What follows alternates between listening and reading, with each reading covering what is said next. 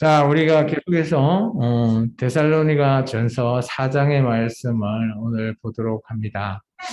데살로니가 교회가 정말 비록 3주간의 짧은 시간간에 정말 바울의 말씀으로 말미암아 하나님을 증거하고 또 그곳에서 예수 그리스도로 말미암아 교회가 생성이 됩니다.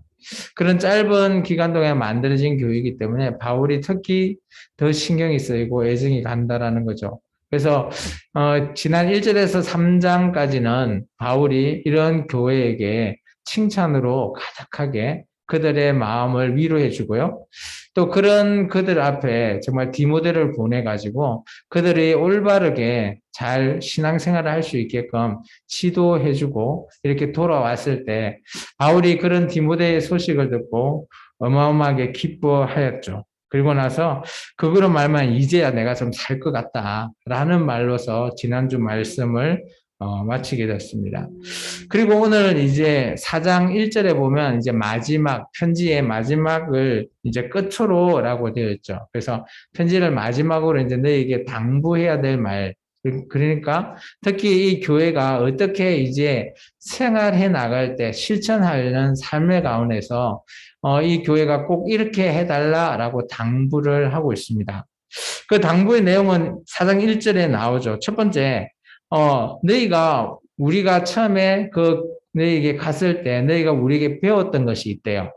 어떻게 너희가 마땅히 어떻게 지금 교회에서 살아가야 되는지, 어떻게 너희가 이 교회 생활을 해 나가는지, 이 공동체를 이루어 나가는지에 대해서 너희가 배웠고요. 두 번째, 그 공동체가 어떨까요? 하나님 앞에 어떻게 하면 기쁘게 할 수 있을지, 그런 두 가지에 대해서, 이게 어떻게 보면 교회가 어떤 형태로 하나님을 앞에서 예배하고 하나님 앞에 공동체 생활을 하는 건지에 대해서 내가 너에게 이전에 가르쳤다. 그러니까 여기서 말하는 것은 바울은 너희가 배웠으니까 이제는 어떻게 해라?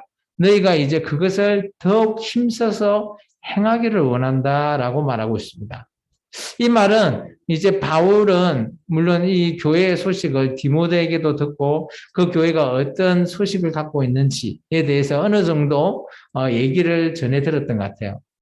교회가 어차피 늘 잘 이루어지고 뭐 문제가 없다? 그런 교회는 아무 때도 없습니다. 오늘 이 데살로니가라고 하는 이 교회도 바울이 정말 입에 침이 마르도록 칭찬은 했지만 조금 문제가 되는 것들이 몇 가지가 있었던 것 같아요. 그중 첫 번째가 오늘 바울이 얘기하고 있습니다. 그게 이제 3절부터 해서 세 가지를 당부하는데 그 세 가지에 대한 내용을 오늘 한번 읽고 나서 계속해서 말씀을 보도록 합니다. 3절에서 12절의 말씀입니다. 같이 봉독합니다.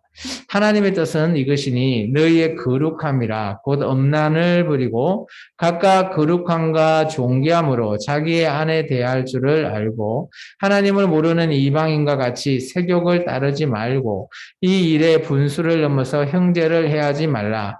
이는 우리가 너희에게 미리 말하고 정언한 것과 같이 이 모든 일에 주께서 신원하여 주심이라. 하나님이 우리를 부르심은 부정하게 하심이 아니요 거룩하게 하심이니 그러므로 저버리는 자는 사람을 저버림이 아니요 너희에게 그의 성령을 주신 하나님을 저버림이니라. 형제의 사랑에 관하여서는 너희에게 쓸 것이 없음은 너희들 자신이 하나님의 가르치심을 받아 서로 사랑함이라.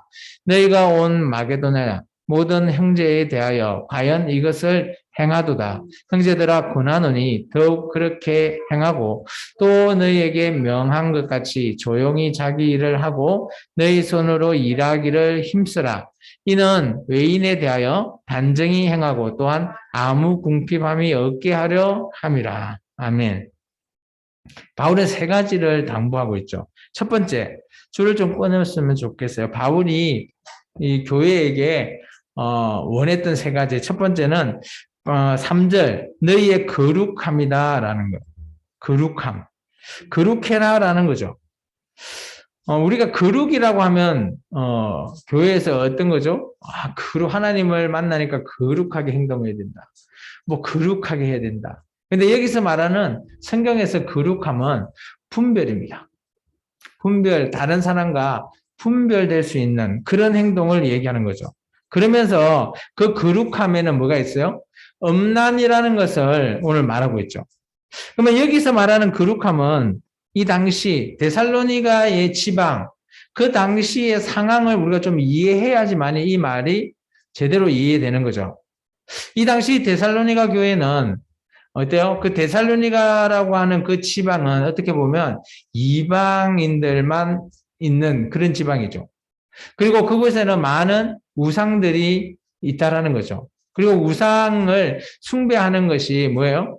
그곳에 가서 그저 엄란한 행위를 하는 그런 것들이 그들은 자기들 눈앞에 비일비재하는 겁니다.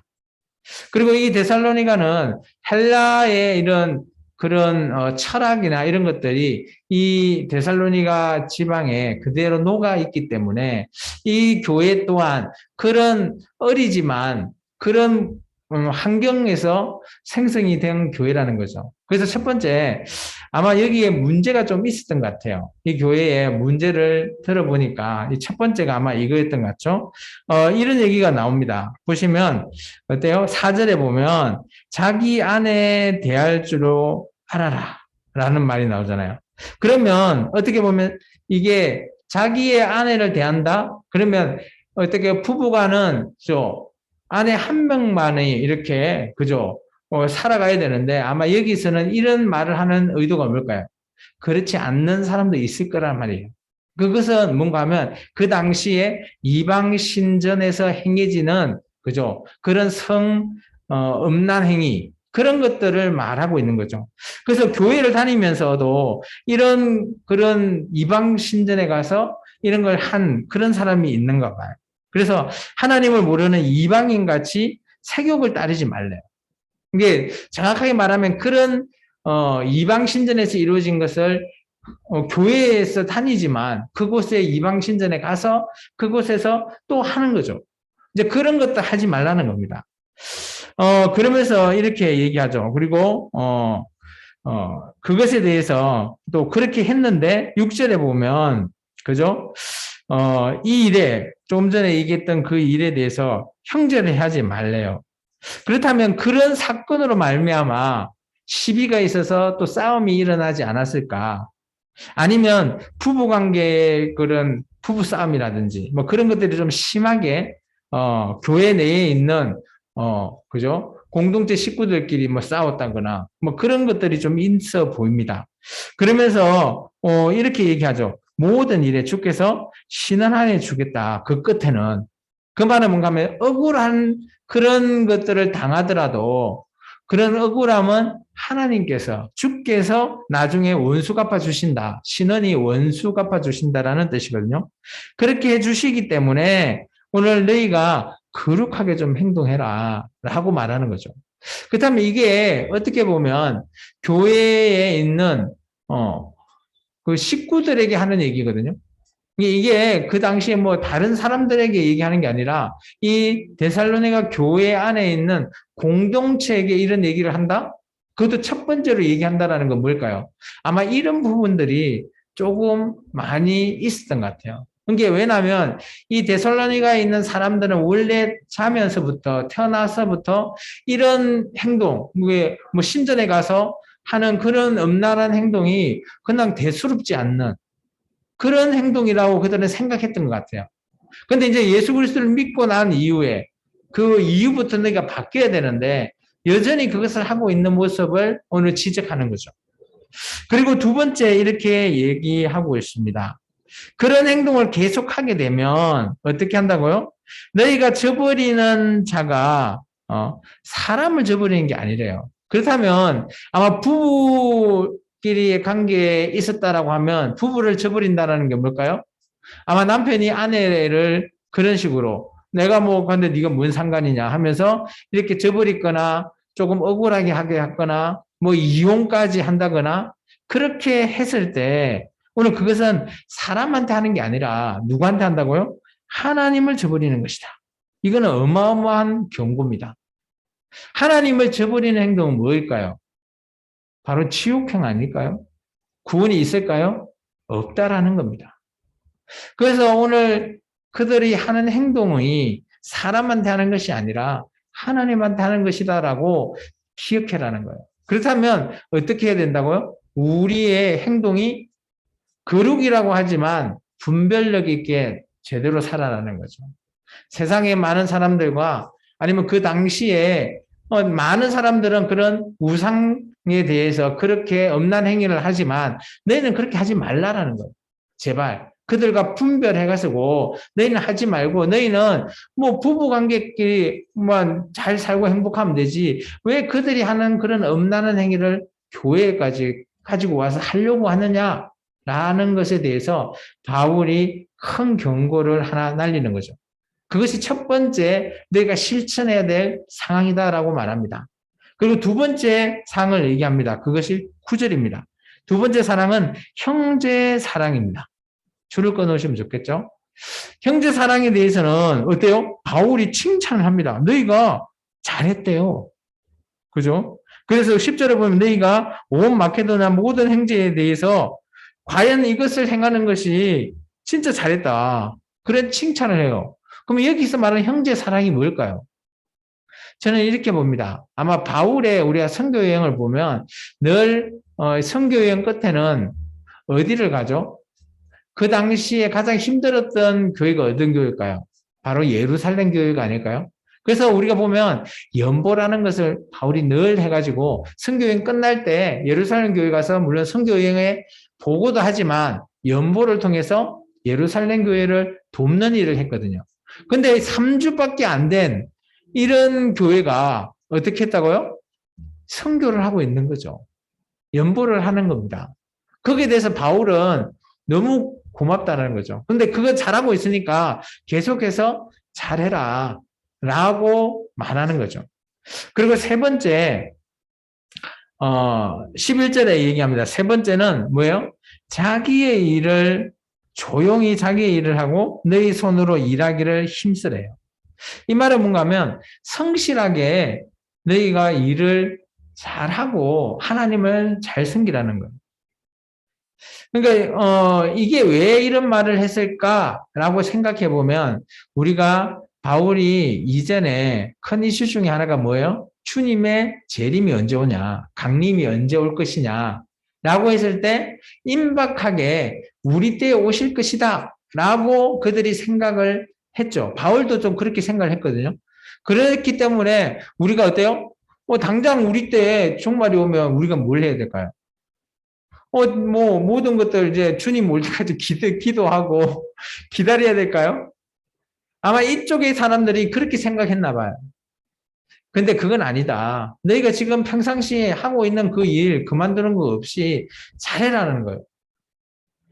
주님이 뭐 내일 오실지라도 우리가 우리 일을 열심히 근면하게 잘 해야지만이, 우리 그 뭐 요한계시록이나 이런 걸 봐도 어때요? 그리고 마태복음 24장 이런 장을 봐도 휴거 될 때 어째 휴거가 되죠? 주님 올 때 기도 열심히 할 때 휴거 되나요? 그렇게 써놓지 않았어요. 성경은 언제 된다고요? 우리의 일상생활을 하고 있는 도중에 하나님 앞에 들림을 받는 데 있거든요. 그렇다면 우리의 모든 일을 평상시대로 잘 해라라는 거예요. 그래서 주님의 재림이 임박할지언정 우리가 하는 일에 대해서 잘 해라, 성실하게 해라라고 하는 것이 세 번째 실천사항입니다. 그리고 나서 이제 이것에 대해서 조금 부연 설명을 합니다. 이 부연 설명하기 전에 이들이 아까 전 데살로니가의 사람들은 그 아테네에 있는 헬라 철학을 받아들일 때 있잖아요. 우리가 헬라 철학이라 하면 어떠죠? 우리가 죽고 나면, 그죠? 헬라 철학은 죽고 나면 우리의 육신이 감옥이었다는 거죠. 그래서 영이 살아나는 그런 해방되는 그것이 죽음으로 그들은 생각해요. 근데 우리 식은 어때요? 우리의 부활은 몸과 영이 다시 함께 사는 거잖아요. 근데 이들은 몸은 어때요? 감옥이다라고 생각하는 게 헬라 철학이에요. 그래서 그들은 죽음으로 말미암아 비로소 어때요? 이데아, 혹시 이데아라는 단어 들어보셨나요? 그런 곳에 간다. 라고 생각하는 게 헬라 철학의 기본적인 사상입니다. 그것을 생각하고 오늘 13절부터 오늘 우리가 18절까지 말씀을 읽어보면 이해가 될 겁니다. 우리 같이 한번 읽어볼까요? 13절입니다. 형제들아, 자는 자들에 관하여서는 너희가 알지 못함을 우리가 원하지 아니하노니 이는 소망 없는 다른 이와 같이 슬퍼하지 않게 하려 함이야. 우리가 예수께서 죽으셨다가 다시 살아나심을 믿을진대 이와 같이 예수 안에서 자는 자들도 하나님이 그와 함께 데리고 오시니라. 우리가 주의 말씀으로 너희에게 이것을 말하노니 주께서 강림하실 때까지 우리 살아남아 있는 자도 자는 자보다 결코 앞서지 못하리라. 주께서 후론과 천사장의 소리와 하나님의 나팔 소리로 친히 하늘로부터 강림하시리니 그리스도 안에서 죽은 자들의 먼저 일어나고 그 후에 우리 살아남은 자들도 그들과 함께 구름 속으로 끌어올려 공중에서 주를 영접하게 하시리니 그리하여 우리가 항상 주와 함께 있으리라. 아멘. 하나 더 있네요. 그러므로 이런 말로 서로 위로하라. 네. 오늘 보면 이게 부활 사건이거든요. 바울이 말하는 부활 사건. 근데 이제 말 그대로 그들은 헬라 철학 사상으로 있다 보니까 죽은 자 그리고 자기들이 살아남은 자에 대해서 어때요? 그런 어떻게 보면 예수님이 말한 이런 부활과는 전혀 다른 것을 그들은 어렸을 때부터 교육을 받았을 거예요. 그러다 보니까 이것을 받아들이기가 쉽지 않을까라는 거죠. 우리의 몸이 감옥이다? 그렇게 생각한 사람이 우리가 나중에 예수님이 재림할 때 우리의 몸과 또 우리의 영이 하나로 이게 육체가 하나 돼서 예수님을 만난다? 그런 생각을 바꾸기가 쉽지 않을 거는 거예요. 그래서 교육에 대해서 정말 어느 정도 교육에 고정관념이 생겨버리면 정말 바꿔지는 거 어렵다라는 겁니다. 어쨌든 간에 바울은 이제 죽은 자 그리고 살아있는 자에 대해서 어때요? 이들은 그런 죽은 자하고 살아남은 자의 그런 비교가 조금 많이 궁금했던 것 같아요. 과연 부활이 주님이 이 땅에 오시면 우리가 어떻게 될 것이냐, 살아남은 자는 어떻게 되고 죽은 자는 어떻게 될 것이냐 라는 것에 대해서 많이 궁금했던 것 같아요. 그게 큰 두 번째 이슈였던 것 같습니다. 그래서 오늘 바울은 이렇게 얘기합니다. 죽은 자나 살아남은 자가 예수님이 오실 때 어떻게 한다고요? 죽은 자가 먼저 그죠? 주님 앞에 서고 그 다음에 살아남은 자가 휴거될 것이다라는 것을 얘기하죠. 그래서 16절부터 17절 있잖아요.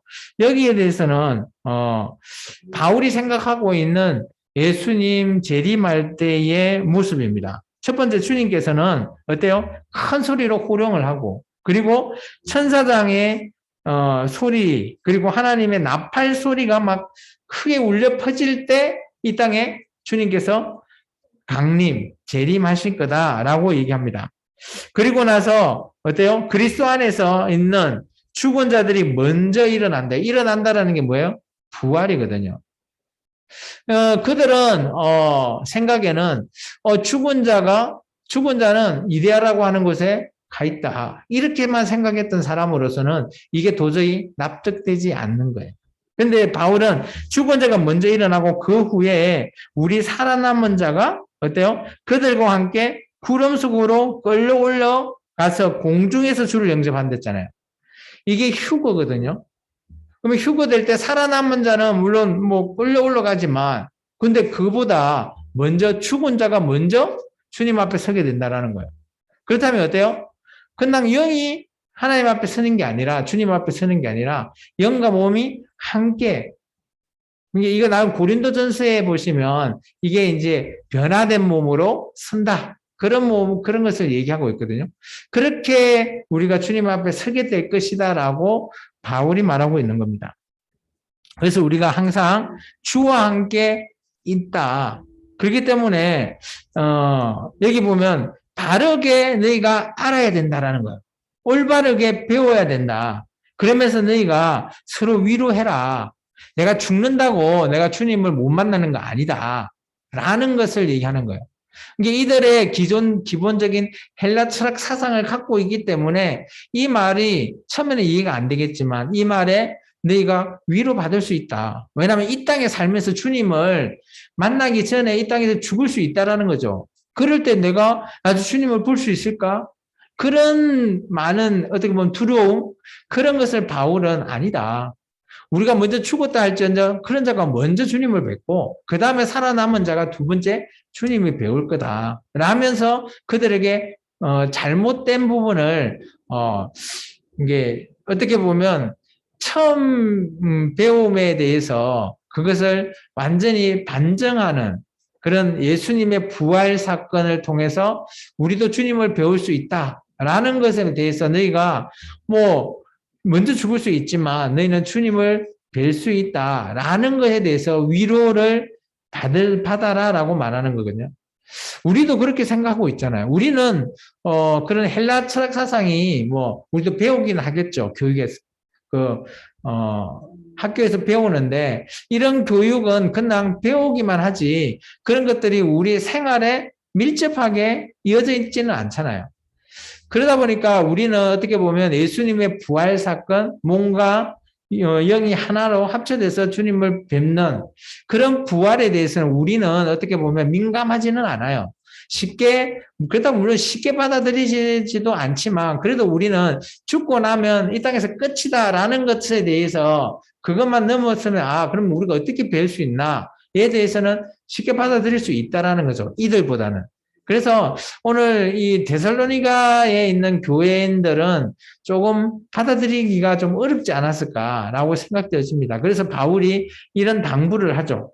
그러면서 이제 바울이 계속해서 이제 그거에 대해서 너희가 이런 게 있으니까 너희가 그럼 앞으로 어떻게 해야 되냐, 교회에서 어떻게 살아야 되냐라는 것에 대해서 이제 때와 시기에 대한 것, 그것에 대해서, 그리고 우리가 평상시 어떻게 주님 앞에서 재림을 받아들여야 될까에 대해서는 5장에서 계속 이어서 5장 11절까지 말씀이 이어집니다. 그래서 오늘은 이제 제가 4장까지 하고 다음 주에 우리 5장 1절에서부터 해서 5장 끝까지 보도록 하겠습니다. 자, 말씀을 한번 정리해 보겠습니다. 오늘 바울은 이 교회에게 너희가 신앙생활을 한 이유가 뭐였냐, 처음부터. 내 말을 듣고 너희가 예수를 믿었던 그 근본적인 이유, 목적은 너희가 마땅히 하나님을 기쁘게 하는 거다. 그거 내가 배운 대로 잘 실천해라 라는 겁니다. 그러면서 세 가지 실천상을 조금 더 이렇게 꼬집어줬죠. 첫 번째, 내가 좀 거룩하게 좀 살아라. 저 우상 숭배하는 저들과 같이 엄란한 행위 하지 말고 교회 내에서는 정말 하나님 보시기에 거룩한 분별되어 있는 생활을 해라. 두 번째, 형제 사랑 네가 잘 실천하고 있다. 앞으로 더 잘했으면 좋겠다. 그리고 마지막으로 지금 재림하는 것 때문에 내가 당장 일을 그만두고 주님을 올 때 막 기다리고 해야 되는 게 아니라 우리는 언제나 우리의 일상생활에서 잘 근면성실하게 일을 해라. 그러면 우리가 주님을 뵐 날이 올 것이다. 그럴 때 우리가 먼저 죽으면 어떻게 되냐에 대한 의문에 대해서 좀 전에 제가 설명드렸죠. 주님의 강림과 부활에 대해서 내가 잘못 알고 있다. 그러면서 오늘 제대로 좀 배워라 라고 하면서 제가 좀 전에 설명했던 내용에 대한 가르침을 얘기할 거예요. 그리고 나서 이제 이런 반복적인 실천을 통해서 다른 교회 생활을 유지하는 게 내가 너희한테 원하는 것이다 라는 것을 얘기하고 있습니다. 이건 나중에 5장과 함께 이어져서 그러면 어떻게 우리가 반복적인 실천을 할 것이냐, 그런 자세라든지 생활에 있는 그런 기본적인 세분화되어 있는 그런 모습을 5장을 통해서 계속해서 우리가 보면 이렇게 우리가 함으로써 우리가 잘 유지할 수 있겠구나라는 것들을 다음 주에까지 해서 우리가 한번 계속해서 살펴보도록 하겠습니다. 기도하겠습니다. 주님 감사합니다. 오늘도